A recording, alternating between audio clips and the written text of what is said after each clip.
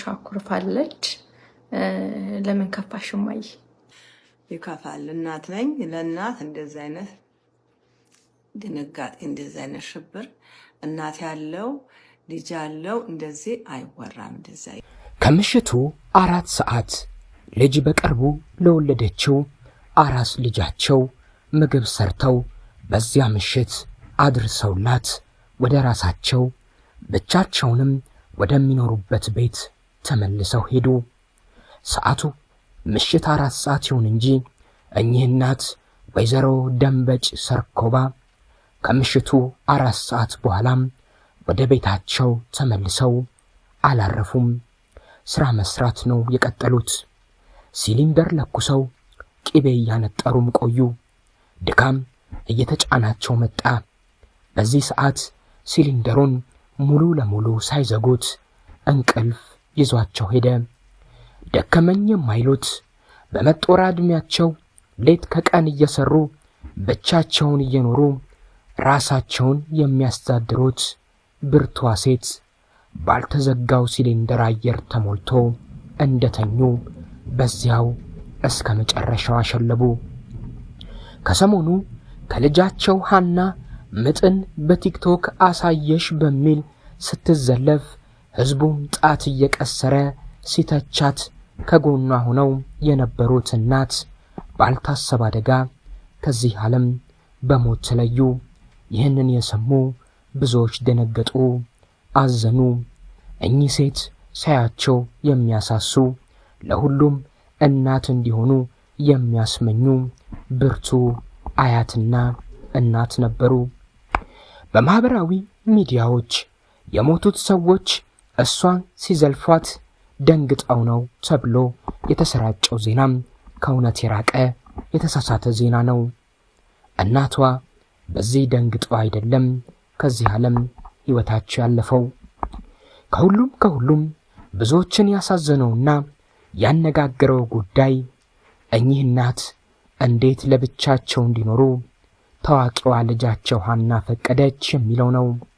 በቲክቶክ የምትታወቀው ልጃቸው ሐና በሀገር አሜሪካ ደህና ኑሮ ከሚኖሩ ሰዎች መካከል አንዷ ሆና ሳለ በቪዲዮቿ እንደምታሳየው የተደላደለ ህይወት እያላት እኚህን ምስኪን እናቷን ከባላቸው ነጥላ አሜሪካ ወስዳ መጦር አብራ ማድረግ ሲገባት ጭራሽ በዚህ ዕድሜያቸው ለብቻቸው እንዲኖሩ ልጆች የሰው ልጆች ማለት ነው እየጠበቁ ገንዘብ እንዲያገኙና እንዲተዳደሩ አድርጋ አድካሚ ስራንም እንዲሰሩ ማድረጓ ብዙዎችን አስቆጥቷል፣ አሳዝኗል።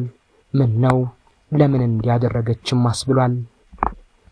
እሷ አራስ በመሆኗ ቀኑን ሙሉ ልጆች ሲጠብቁ ስራ ሲሰሩ የዋሉት እናት ልጄ የእናቷ እጅ ይናፍቃታል፣ ዛሬ ቀኑን ሙሉም አላየኋትም ብለው ምግብ ሰርተው ከምሽቱ 4 ሰዓት ሊያደርሱላት ወደ ቤቷ ሄደው ነበር። ምግቡን አድርሰውላት ሲመለሱ ለእኩለ ሌሊት እየተቃረበ ቢሆንም ያቋረጡትን ስራ ቀጥለው ሲሊንደር ለኩሰው ቂቤ ያነጠሩ ቆዩ። ድካሙ አሸንፏቸው ሲሊንደሩን ሳያጠፉት በዛው እንቅልፍ ወሰዳቸው።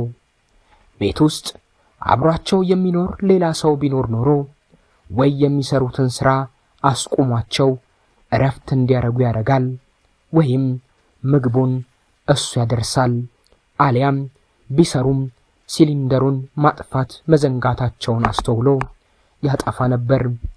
እኚህ ምስኪን እናት ግን ብቻቸውን ነው የሚኖሩትና ከራሳቸው ሌላ ማንም አልነበራቸውም።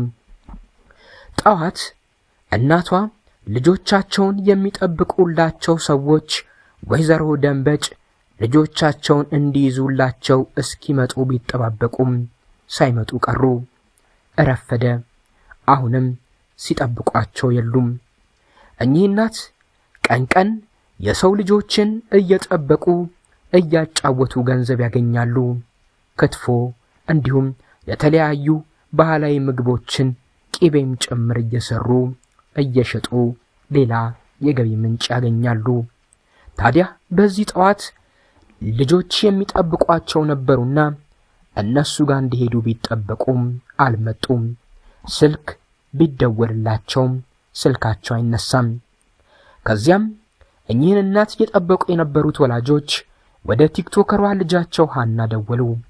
ሃና ማታ ያመጡላትን ራት ተመግባ ከልጆቿና ከባለቤቷ ጋር በሞቀ ቤቷ የሰላም እንቅልፍ ተኝታ ጠዋቷም እንደሌላው ቀን ሰላማዊ ነበር። ባለቀጠሮቹ ደውለው እናቷ እንዳልመጡ ስልክም ሲደውሉ እንደማያነሱ ነገሯት። እሷም ለእናቷ ደጋግማ ብትደውልም ስልካቸው አይነሳም። ከልጇ ጋር ሆና ወደ እናቷ ቤት እየበረረች ስትሄድ ሁሉም ነገር ረፍዶ ነበር። እናቷ በቤታቸው ውስጥ ሕይወታቸው አልፎ አገኘቻቸው። ይህ በቦታው ላለችው በአይኗ ይህንን ያልጠበቀችውን ጉድ የተመለከተችው ልጃቸው ሌሎች ሰዎች እንደሚያስቡት ከባድ አይደለም። በቃላት ለመግለጽ የማይመች ከባድ ነው ተብሎ የማይታለፍ ስሜቱ ይሄ ነው የማይባል ለማጽናኛ ቃላት የሚጠፉበት የምድር ላይ ትልቁ ከባድ ስሜት ነው ያጋጠማት። ከዚያ በኋላም ራሷን አታውቅም።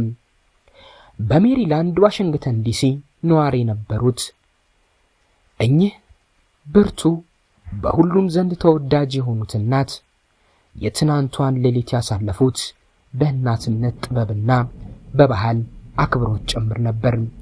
ለሚመጣው ታላቁ የመስቀል በዓልም ቤተሰቦቻቸውን ልጆቻቸውን ለማስደሰት ሲሉ ሌሊቱን ሙሉ ቅቤ ሲያነጥሩና የቤቱን ድባብ በበዓል ጠረን ሲያውዱ አድረው ነበር። ሆኖም ያዘጋጁትን የበዓል ቅቤ ሳይቀምሱ የነገውን ፀሐይ ሳይሞቁት ያቺ ሌሊት ለሳቸው የማትነጋ የመጨረሻ ሌሊት ሆና አለፈች። ከሳምንታት በፊት ልጃቸው የወሊድ ሁኔታዋን በማህበራዊ ሚዲያ አጋራች ተብሎ መላው ማህበራዊ ሚዲያው ተናውጦ እንደነበር ሁላችንም ተመልክተናል።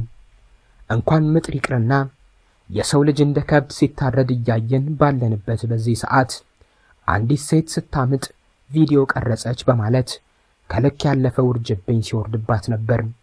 በየቀኑ ብዙዎች በሚገደሉባት ሀገር እሱን መቃወም ትተው ይህን አድርጋለች በማለት ከነዘር ማንዘሯ ስትሰደብ ነበር።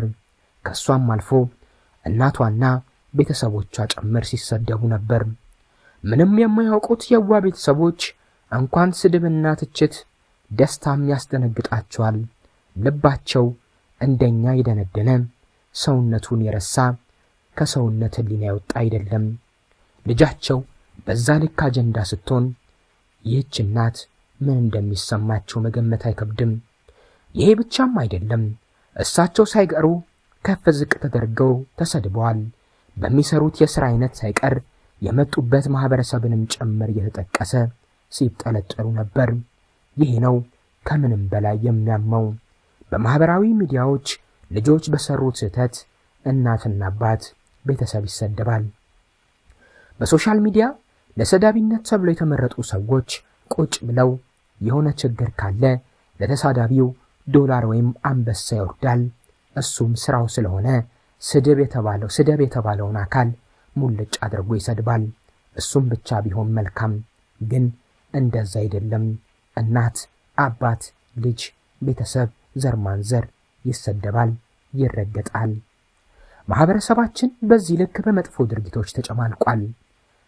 ርዕስ የተፈለገ ሰው ላይ የተጠቆመ አንገት ማስደፋት፣ ልብን መስበር እንደምንም ሳይቆጠር ተለምዶ ቀጥሏል። ሰዳቢዎች ቤታቸው ተቀምጠው የሰው ሕይወትን እያበላሹ በሚያገኙት ብር ተንቀባረው ይኖራሉ። ሞት ግን ለሁላችንም ቀኑ ይጠብቃል እንጂ ሰዳቢም ተሰዳቢም ከሞት የሚያመልጥ ማንም የለም። ለእናታችን ነፍሳቸው በአጸደ ገነት ያኑርልን እያልን ለልጃቸው ለቤተሰቦቻቸው መጽናናትን ይስጥልን እንላለን።